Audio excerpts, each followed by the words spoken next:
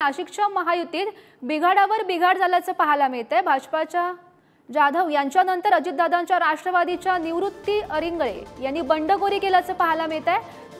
अरिंगळेचा नाशिक लोकसभेसाठी त्यांनी उमेदवारी अर्ज सुद्धा दाखल केलाय। महत्त्वाची बातमी आपण नाशिकमधून पाहतोय, ज्यामध्ये महायुतीत बिघाडावर बिघाड झाल्याचं पाहायला मिळतंय आणि अजितदादांच्या राष्ट्रवादीच्या निवृत्ती अरिंगळे यांनी ही बंडखोरी केल्याचं पाहायला मिळतंय। आणि या संदर्भात माहिती देत आहेत आमचे प्रतिनिधी किरण ताजने सध्या आपल्या सोबत आहेत। किरण, महत्त्वाची बातमी आपण पाहतोय, अजितदादांच्या राष्ट्रवादीच्या निवृत्ती अरिंगळे यांनी बंडखोरी केल्याचं सध्या समोर येत आहे।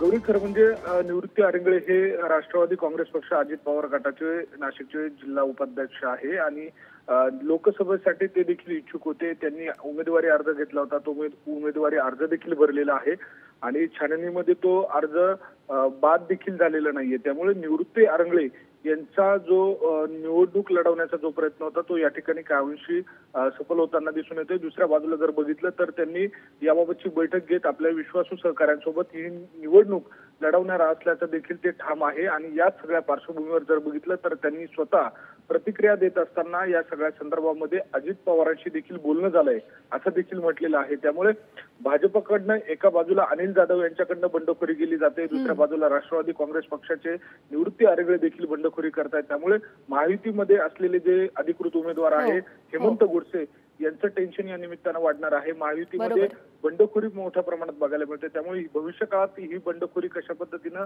थांबवली जाते हे देखील बघणं महत्त्वाचं असणार आहे। नक्कीच किरण, तर यामुळे हेमंत गोडसे यांचं टेन्शन वाढण्याची सध्या शक्यता दिसते। धन्यवाद दिलेल्या सविस्तर माहितीसाठी।